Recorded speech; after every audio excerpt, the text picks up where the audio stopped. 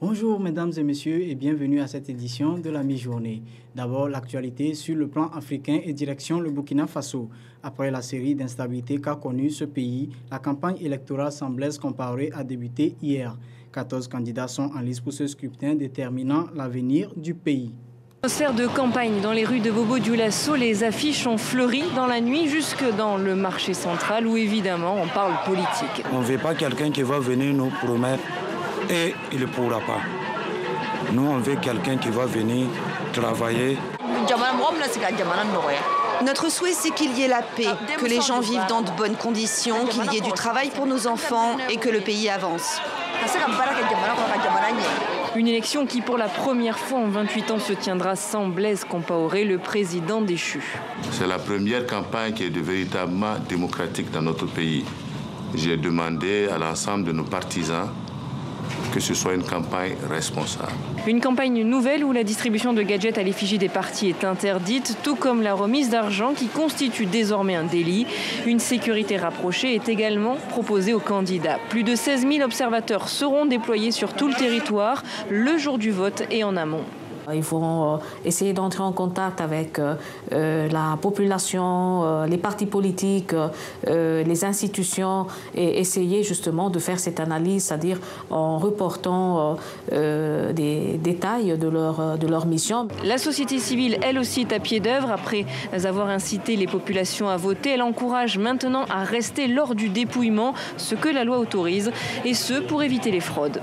Compte tenu des expériences de l'année passée, où on a vu donc que des urnes ont été volées même à Ouagadougou, nous préférons prendre toutes les dispositions pour qu'il n'y en ait pas. Parce que le contexte est tellement fragile que nous pensons que s'il y a la moindre tentative de fraude, ça peut dégénérer. De son côté, la commission électorale annonce qu'elle scannera les procès-verbaux de chaque bureau de vote dès qu'ils seront signés et elle les mettra en ligne. Rassurer les électeurs, c'est le maître mot de cette campagne. L'actualité à l'international, c'est Washington, où le Premier ministre israélien Benjamin Netanyahou a rencontré ce jour le président américain Barack Obama. Une première rencontre après la brouille intervenue entre ces deux hommes. Plusieurs sujets seront à l'ordre du jour de cette rencontre, notamment la situation entre Israéliens et Palestiniens. Benjamin Netanyahou rencontre aujourd'hui Barack Obama à la Maison-Blanche. C'est la première fois depuis l'accord nucléaire avec l'Iran. Le Premier ministre israélien a bien du mal à accepter cette main tendue à son ennemi iranien et cela se ressent dans le contact avec les États-Unis. L'objectif est donc de réchauffer les relations. Nul doute que la question des agressions au Proche-Orient sera abordée. Ce matin, dans le nord de la Cisjordanie, les soldats de Tsahal ont tiré à nouveau sur une femme armée d'un couteau. Depuis le 1er octobre, 12 Israéliens ont été tués dans ces attaques, souvent à l'arme blanche. Les forces israéliennes ont abattu 73 Palestiniens. Plus de la moitié étaient ces agresseurs d'un nouveau genre.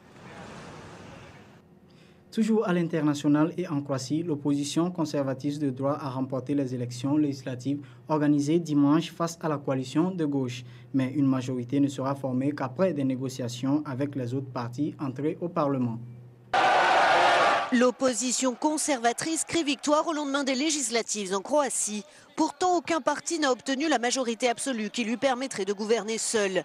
La coalition patriotique emmenée par Tomislav Karamarko arrive en tête avec 59 des 151 sièges du Parlement, selon un résultat encore partiel.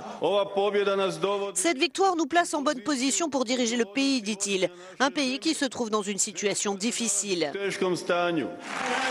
L'alliance de gauche, la Croatie, grandit, menée par le parti social-démocrate du Premier ministre sortant Zoran Milanović, a obtenu 55 sièges. Nous ne pouvons pas continuer seuls, cette élection l'a prouvé, reconnaît-il. J'en appelle à ceux qui veulent des réformes intelligentes et équilibrées, qui amèneront la Croatie où elle devrait être parmi les joyaux de l'Europe. Je les appelle à devenir nos partenaires.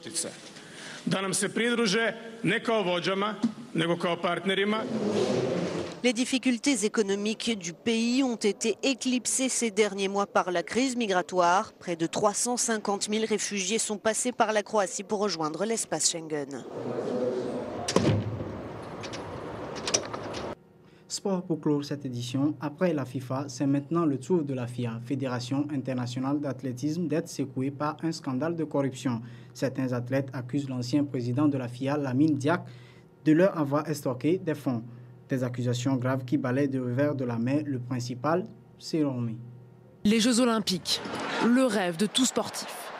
Un rêve qui aurait pu se monnayer, selon un rapport explosif de l'Agence mondiale antidopage qui doit être dévoilé ce lundi à Genève.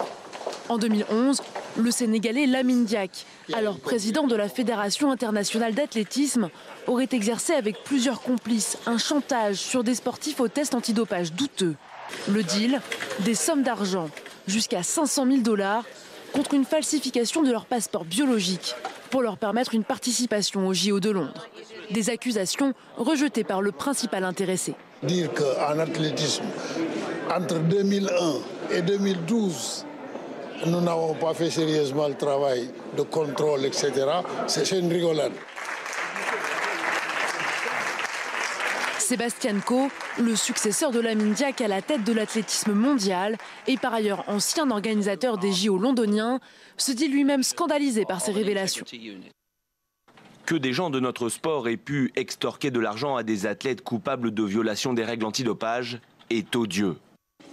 La justice française saisie du dossier a prononcé plusieurs mises en examen de hauts responsables de la Fédération internationale d'athlétisme, dont Lamine Diack, pour corruption. La Fédération internationale a, elle, lancé des procédures disciplinaires à l'encontre de ses membres impliqués dans cette affaire. Mais d'ores et déjà, le scandale est lancé à toute vitesse. C'est la fin de cette édition. Merci de l'avoir suivi et bonne suite de nos programmes sur la radio-télévision Delta Santé.